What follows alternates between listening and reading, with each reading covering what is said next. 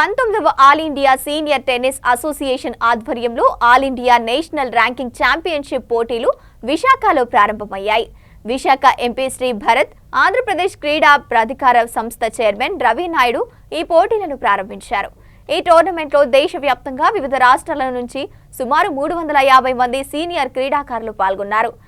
MP Bharat మాట్లాడుతూ విశాఖలో జాతీయ స్థాయి టెన్నిస్ పోటీలు జరగడంపై హర్షం వ్యక్తం చేశారు.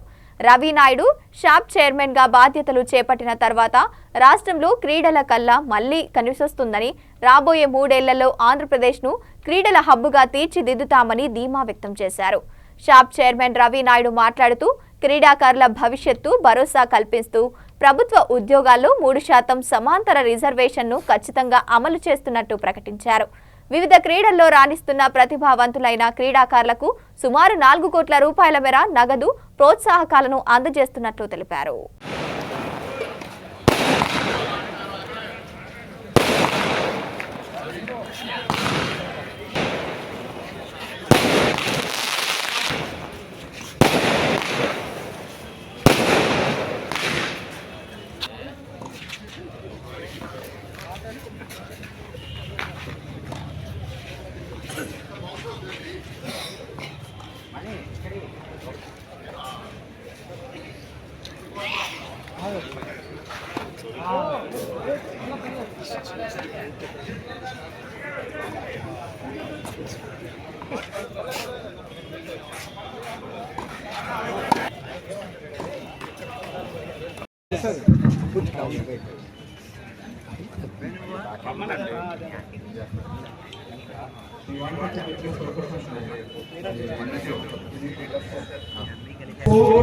Your presence here is an inspiring issue for the players.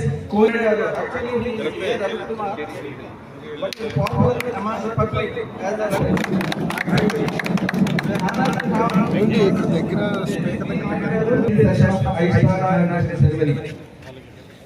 another very enthusiastic and supportive person, Sri N. Samadhuda IPS.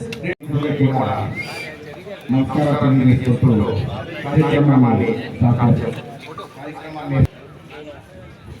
Vice president అయినటువంటి శ్రీ శాంతారాం గారిని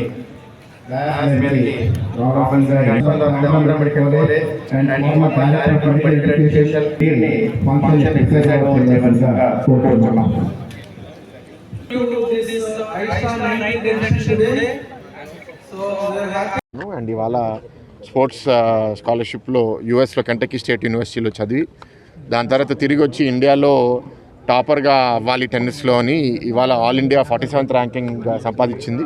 ఆవిడ ఇంకా ముందుకెళ్ళాలి అంటే స్పాన్సర్షిప్ సపోర్ట్ కావాలి. ఎందుకంటే ర్యాంకింగ్స్ ఎట్లా పెరుగుతాయంటే అన్ని టోర్నమెంట్స్లో పార్టిసిపేట్ చేయాలి. టోర్నమెంట్స్లో పార్టిసిపేట్ చేయాలంటే వేరే వేరే దేశాలకు వెళ్ళాలి. ఆ దేశాలకి మళ్ళీ ఖర్చులు వాళ్ళే పెట్టుకోవాలంటే వాళ్ళకి ఆర్థికంగా చాలా ఇబ్బందిగా ఉంటుంది. సో ఒక మంచి అథ్లీట్ తయారు చేయడం అనేది ఏ రాష్ట్రానికైనా ఏ దేశానికైనా అంత ఈజీగా చేసే టాస్క్ కాదు.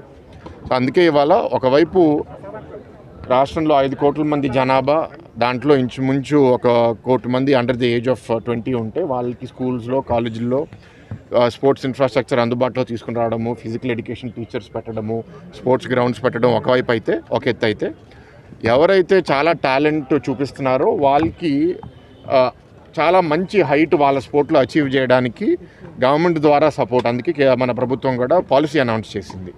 మీరు స్టేట్ లెవెల్ ఛాంపియన్షిప్లో గెలిస్తే మీకు ఎట్లాంటి అవార్డు ఇస్తాము, నేషనల్ లెవెల్ ఛాంపియన్షిప్లో గెలిస్తే ఎట్లాంటి అవార్డు ఇస్తాము, ఏషియా లేకపోతే ఒక కాంటినెంటల్ టోర్నమెంట్లో గెలిస్తే ఎట్లాంటి అవార్డు ఇస్తాము. అట్లా గెలిచిన వాళ్ళే ఇప్పుడు వైజాగ్కి చెందిన సాకేత్ మైనీకి జాబు, దాని తర్వాత గవర్నమెంట్ ల్యాండ్ గురించి కూడా ఇవాళ ప్రతిపాదించడం జరిగింది. జ్యోతి ఎర్రాజీ గారు మీరు అందరూ విన్నారు, ఒక వాచ్మెన్ అమ్మాయి. ఆవిడ ఇవాళ హర్డ్లింగ్లో ఎంత బాగా చేసి గోల్డ్ సంపాదించి